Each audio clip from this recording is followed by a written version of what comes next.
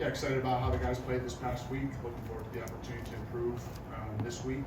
Certainly we'll spend some time early on the week just self-scouting and looking for areas to really target to improve. And then obviously as we move towards the week, we'll focus on the upcoming opponents. So important week for us to improve and get better. With that, I'll let you guys fire away. We'll start with Charlie on the right here.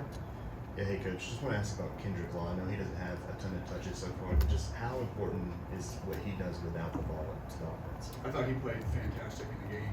He was very physical on the perimeter, and he's somebody that's important to our offense, and that we know that the impact that he'll have with the ball and without the ball will continue to be important for us, as the season progresses, because we think he's an excellent football player, and he's good with the ball in his hands.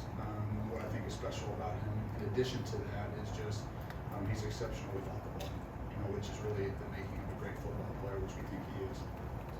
Jump over to the left side of Tony.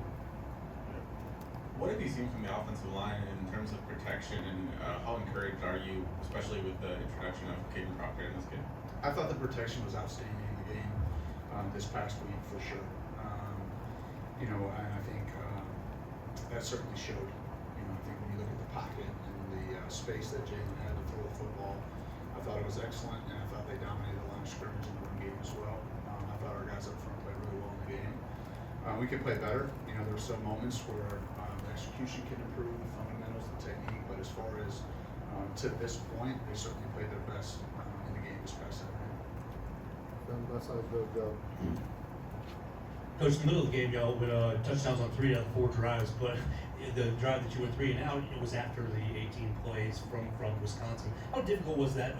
What was the approach after sitting on the sideline for so long, watching another offense work down the field? And what was your mindset right there? Yeah, I think regardless of what the previous drive was by the opponent, our job is to get first downs and score points. And so, certainly the 3 and outs, we're not happy about those, and looking to improve in that area for sure. I think the drive you're describing, I think we had a penalty, maybe, false start early in the drive, and so, those are opportunities for us to kind of, just regain momentum and execute and play good football, and we don't want those moments to happen, and our guys know that. I think it goes back to execution, taking advantage of opportunities, in those couple of drives, we were in positions on 3rd down to execute and convert, and we just didn't do it in those moments. And there was other moments in the game, obviously, that we did. And so, that's the continued message to the guys, is just the consistency, the high level of execution that we have shown at times. We're looking to try to do that, down in and down out, and that'll be certainly emphasized moving forward as it has been to this point. Front row, right side, Nick. Yeah, when the offensive line is protecting better, is blocking better, how does that change things for you as an offensive coordinator, as a play caller, what you can do? Well, I think it always starts up front. I think being able to control the line of scrimmage certainly allows you to do more things. You stay in better down and distance situations. And so, to say that that's not important, I think it certainly is. And our ability to block, I think is the foundation of every good offense. It's a fundamental that it's very hard to be productive on offense if you don't block well. And that's not just, the offensive line. It involves everybody, the tight ends, the perimeter, the running backs. You want to definitely be a unit that, is a very well blocking team and a blocking unit. And, it opens up run game, pass game, inside, outside, you name it. The key is that you block well. And so it starts up front. Obviously, it's the most guys. They're the closest to the ball. But the other positions have to do their part too, and I thought that certainly showed. You mentioned K-Law. I thought K-Law blocked phenomenally on the perimeter. He did an outstanding job, and there were other guys as well. I thought E-Man had some really great blocks on the perimeter. I thought our running backs and blitz pickup did a real nice job, and so the tight ends, I felt did a real nice job in the C and D gap. Multiple guys, and so I think all of us, to have the type of offense that we feel like we're capable of having, we have to be really good fundamentally and good blocking unit. Go to the far left column. Obviously, he's been drinking kind of a fire hose over the fall camp, 3 games. But Ryan Williams, how have you seen him, improve and kind of adjust to the levels of college football over his 3 games? And where have you seen the most improvement? just probably knowledge, you know, just understanding of scheme, ability to play multiple positions, you know, and that'll continue to grow. You know, that's always a challenge for a young player, particularly on the perimeter, is, you know, you try to teach them the offense through the lens of one position, just to try to get their feet underneath them. And then as they continue to understand big picture concepts, then you can move them around and they can play multiple positions. But I would say from the very beginning, Ryan's been an incredibly committed football player, one that wants to know, cares about knowing his job and where to line up and what's the split and what's the route detail in all areas. And I think Coach Shep and the rest of the coaches in that room have done a great job with him. But certainly for all players, you know, they deserve the most credit. You know, Ryan for being committed and wanting to learn and being able to play multiple positions in different spots, inside, outside, etc. You know, it's not the easiest thing to do for a young player, and he's done a nice job with that to this point. Go to Emily Grace in the middle of the room. Hey Coach, what is your approach to a bye week and keeping your players engaged? Well, I think we focus on the things that we need to improve on.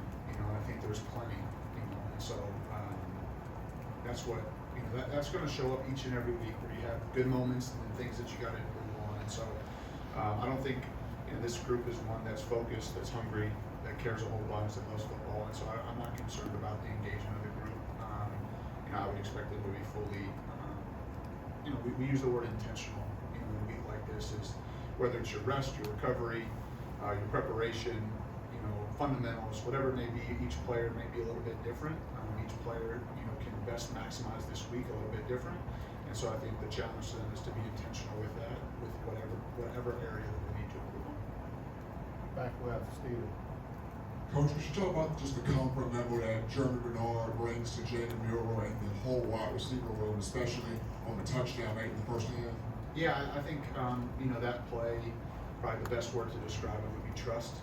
You know, I think Jeremy ran a great route. You know, it's sometimes on those type of plays, it's very easy to get hung up on the top of the route, and he did a great job of running through contact and separating at the end, and then having the awareness of where he was located on the field to make the catch, get his feet in bounds, and then certainly on Jalen's, you know, side of it, to trust him to be at a spot and throw with anticipation to that. And so that's a credit to both of those guys, and certainly, you know, specifically with Jern, just super consistent, steady, very talented, very good football player. But his demeanor, his disposition, his preparation, I mean, he's the same guy every day, and he always shows up ready to work.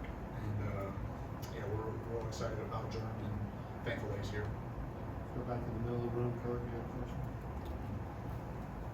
Coach, in a game where you get to play a lot of players, can you talk about some backups that did their job? I thought, you know, the young group that went in there, you know, I thought there was bright moments by, you know, several guys. You know, Caleb Odom had some catches, Rico Scott had some catches. You know, I thought the offensive line did a nice job, Daniel Hill running the ball. And so I thought, you know, collectively they were able to get some first downs. You know, they weren't able to finish the drive like we would like, but and I thought Ty Simpson was in control. You know, it's the second time Ty's been in the game, and I thought in both cases he's had boys. You know, Ty had to go in earlier in the game when Jalen's helmet popped off, and you know, we ran the ball, but Ty was ready to go, and so I think every experience for a young player, whether it's their first year, second year, third year, every time you get to play, you know, in the game, I think is helpful. And I thought those guys, by and large, it wasn't perfect. You know, there's still areas to improve on, but they knew what they were doing. I thought they communicated at a high level, and they were able to execute some base plays for us. Go to the left side here, Alex. I'm just curious how you think about designing quarterback runs while acknowledging the importance of keeping your starting quarterback healthy over a long season.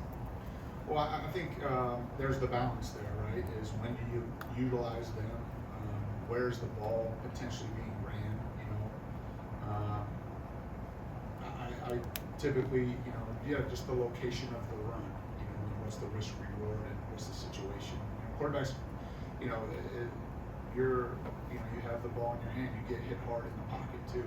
You know, and so you're mindful of that. You know, you certainly want the healthier players to that's important to you, and specifically at the quarterback position. And you also recognize it's a contact sport, and that's part of the game. And so we factor that in certainly when we're designing the game plan and when to call certain plays and how that plays out in the game.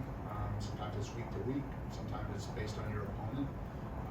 But I think what we're always trying to do offensively is utilize our players, put them in the best position to be successful.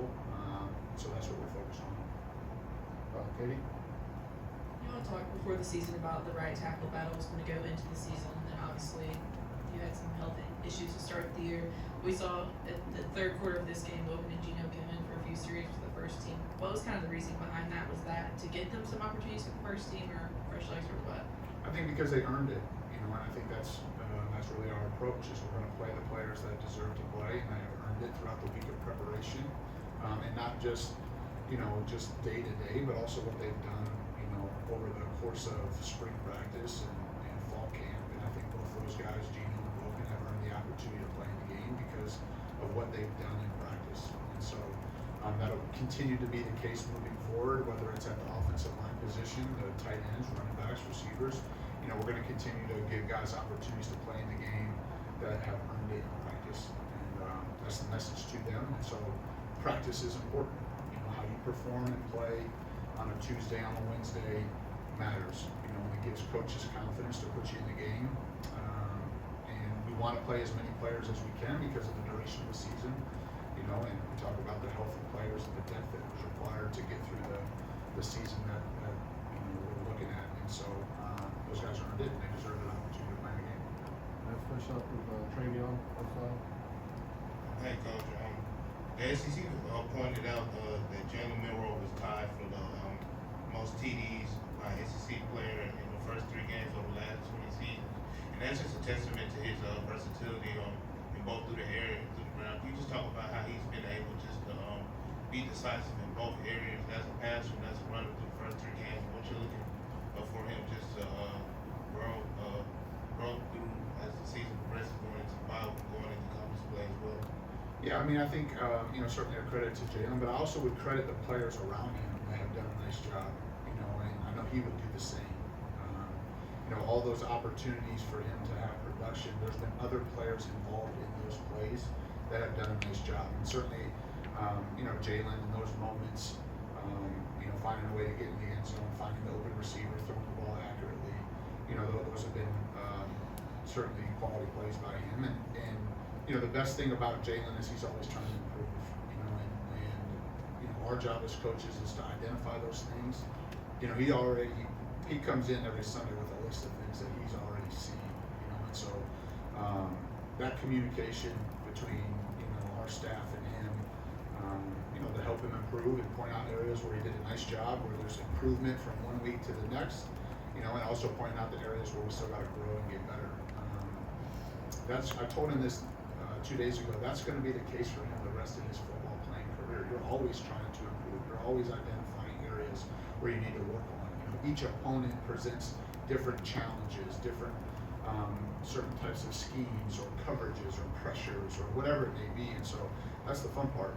That's what's exciting is that you play in a sport where you've never arrived, and there's always an opportunity to improve and get better. And he loves that part of playing football and specifically playing quarterback, and that's why he's fun to coach. All right. Okay, appreciate your time.